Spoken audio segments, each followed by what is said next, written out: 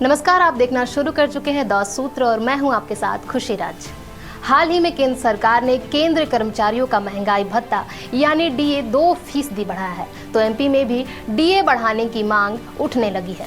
मध्य प्रदेश में कर्मचारी सरकारी पर ये दबाव बना रहे हैं कि सरकार 3% डीए बढ़ाए और विधानसभा में जो सीएम मोहन यादव ने ऐलान किया था कि अप्रैल में महंगाई भत्ते पर फिर से विचार करेंगे, उस पर विचार किया जाए।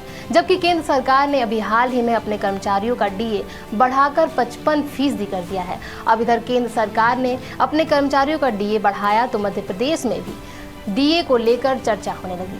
वैसे भी मध्य प्रदेश में 7 लाख सरकारी कर्मचारी लंबे वक्त से महंगाई भत्ते में 3% की बढ़ोतरी का इंतजार कर रहे हैं, जबकि अब ये इंतजार 5% तक बढ़ गया है। वो इसलिए क्योंकि मध्य प्रदेश में अभी कर्मचारियों को 50% डीए दिए जा रहा है और केंद्र कर्मचारियों का डीए बढ़ाकर 55% तक पहुंच गया है। इसी को लेकर मध्य प्रदेश में सरकारी कर्मचारियों में असंतोष बढ़ता जा रहा है, क्योंकि इन कर्मचारियों को उम्मीद थी कि राज्य सरकार बजट में 3% महंगाई भत्ता बढ़ाएगी, लेकिन बजट में सरकार ने ऐसा कोई ऐलान नहीं किया। अब एक बार फिर मध्य प्रदेश में सरकारी कर्मचारी सरकार से जल्द डीए को लेकर स्थिति साफ करने की मांग कर रहे हैं। बता दें कि केंद्र कर्मचारियों को जुलाई 2024 से 53% महंगाई भत्ता मिल रहा था और अब केंद्र सरकार ने जो 2% डीए बढ़ाया है, ये बढ़ोतरी 1 जनवरी 2025 से लागू होगी, यानी केंद्र कर्मचारियों को एरिया भी मिलेगा। जबकि दूसरी तरफ राज्य के कर्मचारियों को केंद्र की तुलना में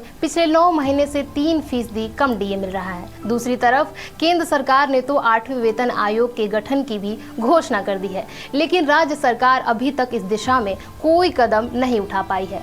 अब ये कर्मचारियों के बीच नाराजगी की वजह बनती जा रही है। अब देखना होगा कि राज्य के कर्मचारियों का डीए बढ़ता है तो आखिर कब बढ़ता है। नमस्कार।